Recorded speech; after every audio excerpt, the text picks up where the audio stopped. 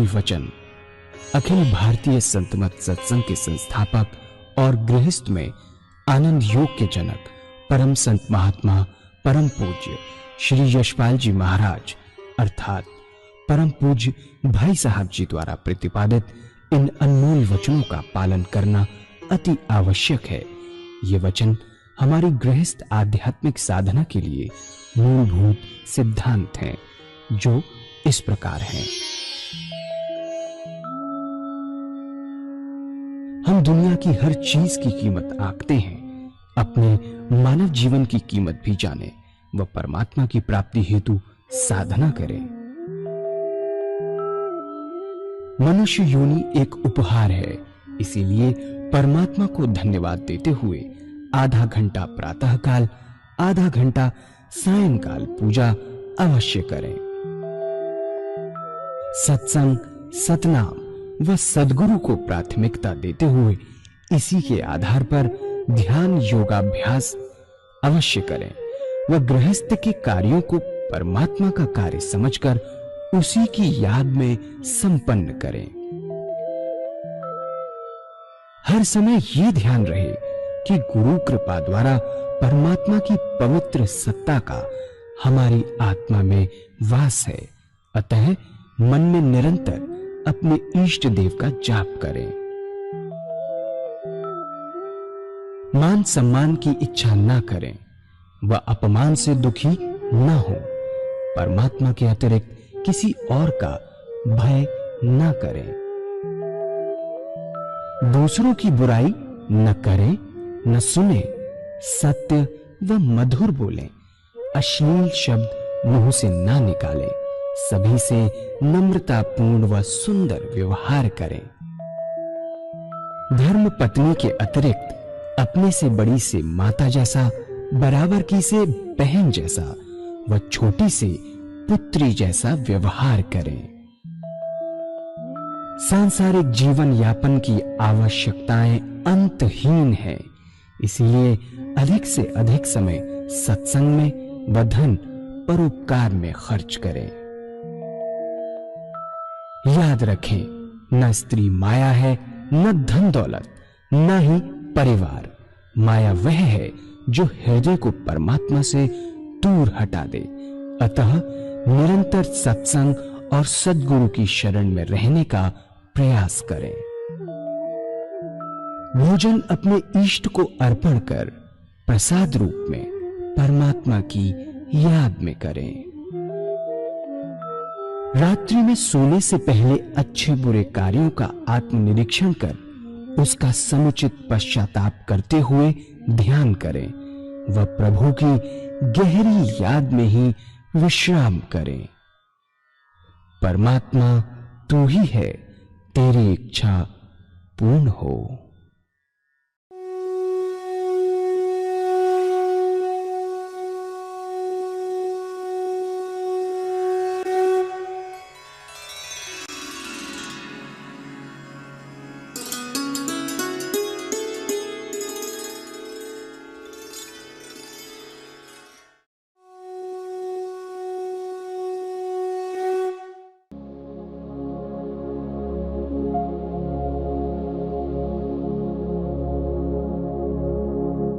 जय सद्गुरुदेव जय पद शरणम श्रेयस रूप चरणों शरणम। जय सद्गुरुदेव जय पद शरणम श्रेयस रूप चरणों शरणम। संतों का हृदय निरंतर परमात्मा की याद में लगा रहता है। संत की यही परिभाषा है, वो है जिसका हृदय निरंतर भगवान की याद में डूबा रहे। चलते फिरते, खाते पीते, सोते जागते निरंतर ईश्वर की याद उसके हृदय में बनी रहे। उसे कोई गरज नहीं कि वह आपकी तरफ देखे, वह तो अपने प्रभु में लगा हुआ है। उसका हृदय अपने मालिक के कुल में लगा है। अगर आप चाहते हैं कि आपके हृदय में वही प्रेम जागृत हो जाए अपने इष्ट के प्रति, परमात्मा के प्रति, आपका हृदय निरंतर ईश्वर की याद में डूबा रहे, तो आपको ऐसे संत का हृदय अपनी ओर खींचना होगा। जब उसकी प्रेम दृष्टि आपके ऊपर पड़ेगी, आपका हृदय भी प्रेम से भर जाएगा, उस हृदय में भी प्रभु की निरंतर याद जारी हो जाएगी। ये बड़े भेद की बात है और ये विनय से आती है। आप कहीं भी जाएं, विनय से जाएं। अगर अपने हृदय को खाली करके जाएंगे तो आपका हृदय जरूर महक जाएगा। यदि आप पूर्ण धारणा बनाकर जाते हैं और अपने मन को खाली नहीं करते, तो जुकाम होने की वजह से शायद उसकी महक से महरूम रह जाएंगे। पहली बात है विनय, और दूसरी बात क्या है? प्रेम। पहला विनय और दूसरा गुण है प्रेम। प्रेम से जाते हैं और अपने मन को खाली नहीं करते। जहां विनय है वहां भक्ति मिलती है, भक्ति प्राप्त होती है। विनय से सच्चा भक्त अपने हृदय को सदैव झुका रखता है। प्रेम छोटा शब्द है, 2.5 अक्षर का बना है, लेकिन बड़े भेद का है। बिना प्रेम की परमात्मा नहीं मिलता। राम ही केवल प्रेम प्यारा, जान ले जो जानन हारा। प्रेम से परमात्मा की प्राप्ति होती है। प्रेम के 5 गुण हैं, और वे क्या है? प्रेम का पहला गुण है अदब, दूसरा गुण है लज्जा शर्म और हया, तीसरा गुण है विश्वास, चौथा गुण है संतोष, और 5वां गुण है त्याग और इसार। इन 5 गुणों में अपने प्रेम को कस कर देखें कि कितना प्रेम परमात्मा से है और उसके अनुसार कितनी कृपाधार आपको प्राप्त हो रही है। प्रेम का पहला गुण है अदब। अदब एक अनूठा शब्द है, किसी दूसरी भाषा में ऐसा शब्द शायद ही मिल पाए, बड़ी मुश्किल से मिलेगा। अदब के मायने अनुशासन या डिसिप्लिन से नहीं कह सकते। डिसिप्लिन तो कई तरीके का होता है। एक डिसिप्लिन है जो डंडे से होता है, वह नहीं है। ये डिसिप्लिन डंडे का नहीं, प्यार का है। प्यार का डर, प्यार का भय। हम प्यार करते हैं और हमें यह भय बना रहता है कि हमसे कोई काम ऐसा ना हो जाए कि जिससे हम प्यार करते हैं वह नाराज हो जाए। यह अदब। और अदब कैसे शुरू होता है? जो अच्छा बच्चा है वह अपने माँ बाप का अदब करता है। जो बच्चे माँ बाप का अदब करता है वह हमेशा फलता फूलता है। बच्चा बड़ा हुआ, स्कूल जाना शुरू करता है। स्कूल में बच्चा अपने अध्यापक का अदब करता है। जो बच्चे अपने अध्यापक का अदब करते हैं वह बच्चे, उन्हें सच्ची विद्या आती है। जब हम बड़े होते हैं और परमात्मा के रास्ते पे चलना प्रारंभ करते हैं तो अपने सद्गुरु का अदब करते हैं और उसके प्रेम से डरते हैं। ऐसे साधक के हृदय में निरंतर टीस बनी रहती है कि उससे कोई स्वप्न में भी ऐसा काम ना हो जाए जो उसके शिक्षा के विपरीत हो, या उसके हृदय में किसी प्रकार की ठेस पहुंचे। ये अदब कहा है, बादब बानसीब, बेअदब बेनसीब। जो अदब निभाते हैं वे भाग्यशाली होते हैं। उन्हें हर प्रकार की कृपा परमात्मा से दुनिया और दीन में प्राप्त होती है। कहा है माता पिता के चरणों में स्वर्ग है और सदगुरु के चरणों में परमात्मा की प्राप्ति, ईश्वर का मिलन होता है। जो माता पिता की इज्जत और अदब करते हैं वे संसार में सुखी रहते हैं। जो अपने सदगुरु का सच्चा अदब करते हैं उन्हें इसी जीवन में जीवन मुक्त अवस्था प्राप्त होती है। पहला गुण है अदब।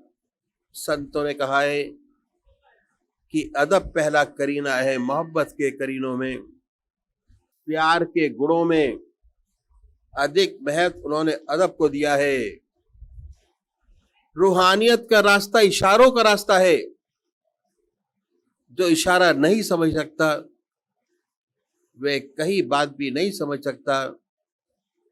जो सच्चा साधक है वह हृदय से बात करता है, जबान से नहीं करता।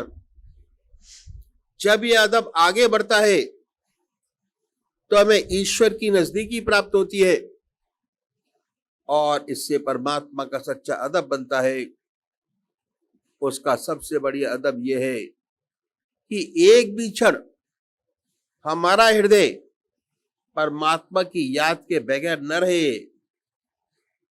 हर समय उसकी आगाही रहे, उसकी हजूरी रहे।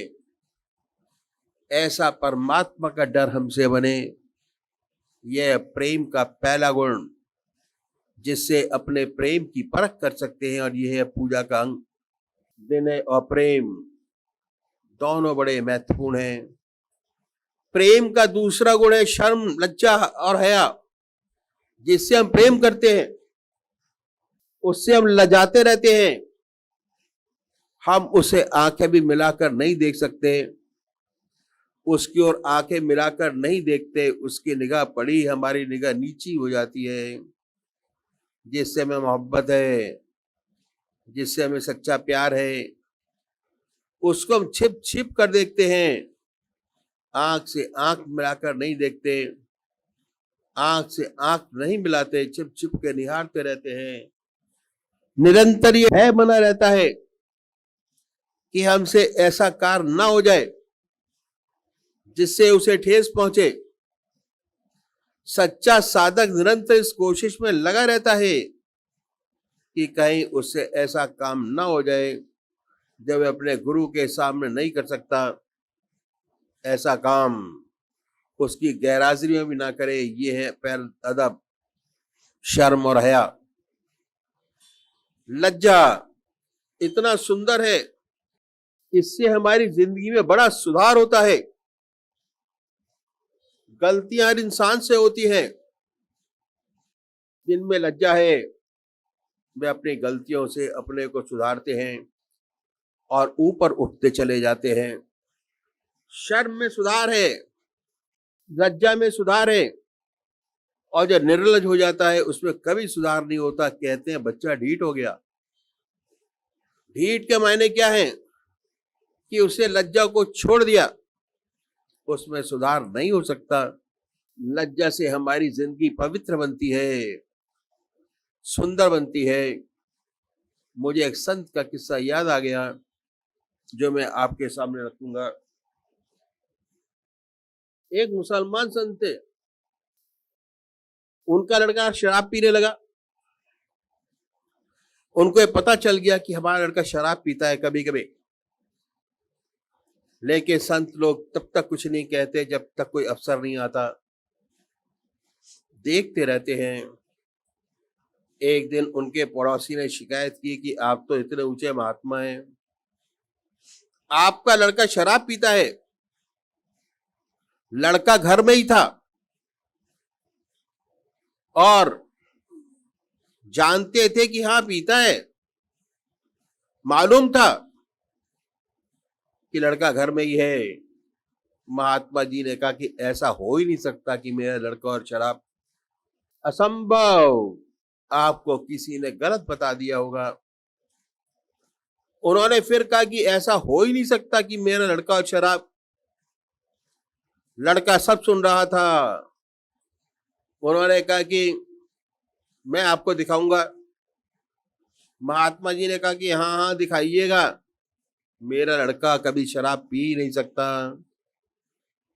उस लड़के में बड़ा सुंदर सा हुआ कि मेरे पिताजी को मेरे ऊपर इतना विश्वास, और मैं ऐसा नीच काम करूं। उसने शराब पीना वाकई में छोड़ दिया, शराब पीना बंद कर दिया।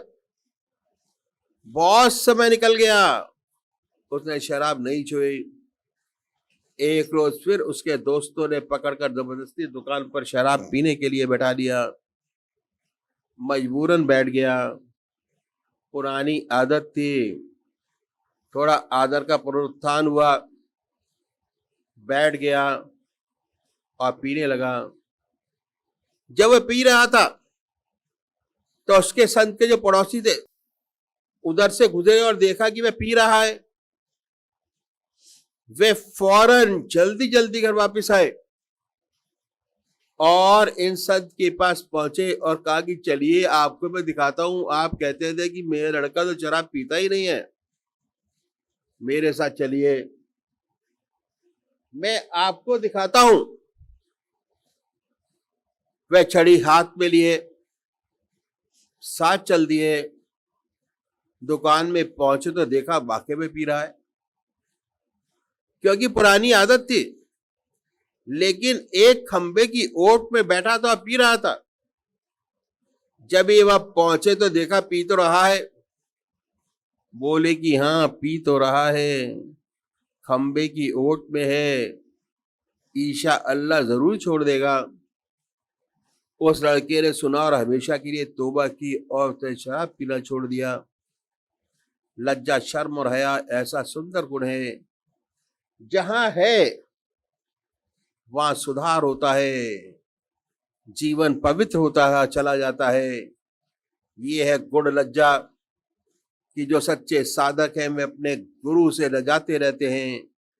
उन्हें शर्म आती है और हमेशा कोशिश होती है कि जो काम उनके सामने नहीं कर सकते उनके पीछे भी ना करें। तीसरा प्रेम का गुण है विश्वास।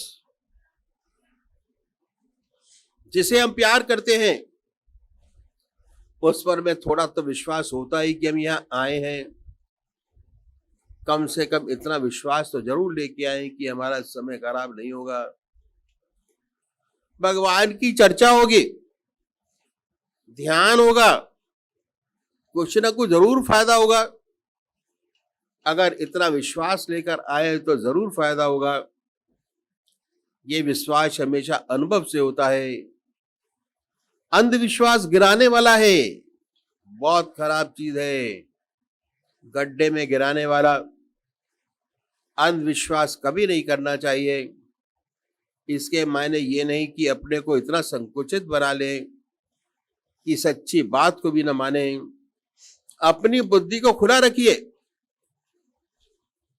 और जिस बात को आत्मा माने उसे कबूल करिए, उस पर चलिए तो हमेशा लाभ होता रहेगा।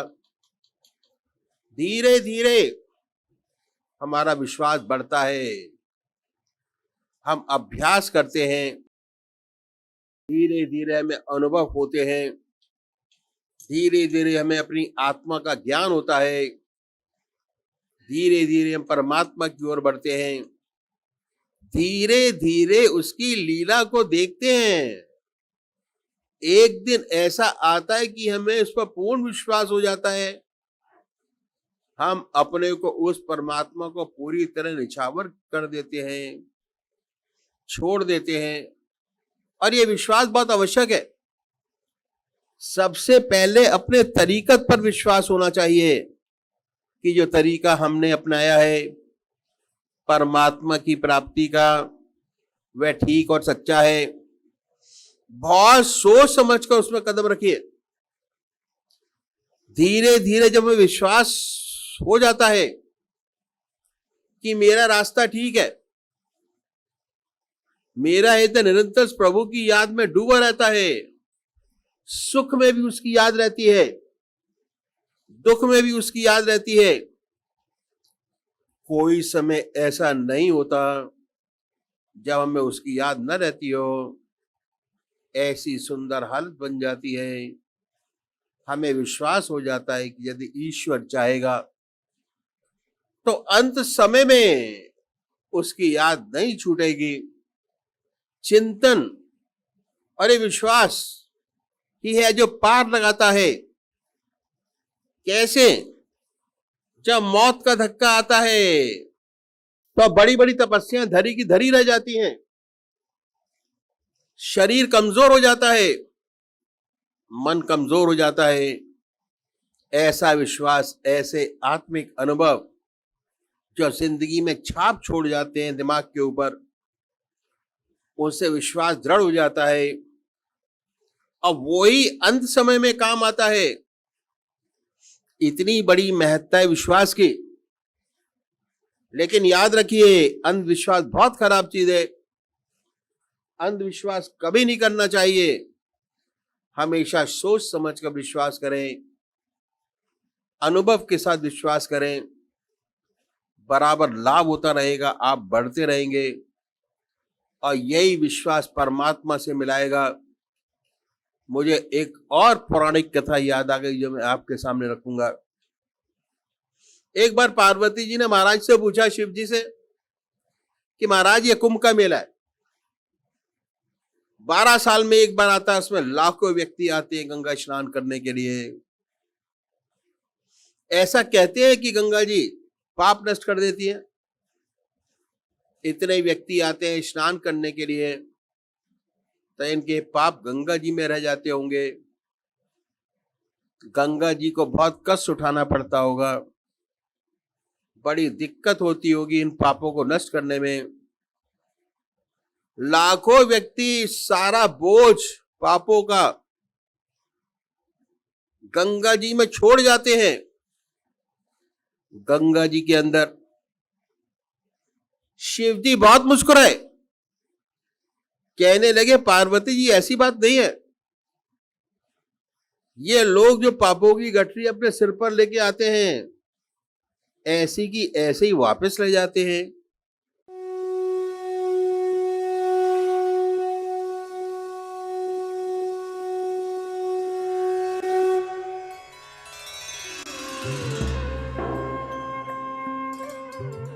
ध्यान योग के कार्यक्रम आनंद योग से निशुल्क जुड़ने के लिए संपर्क करें 9810239677।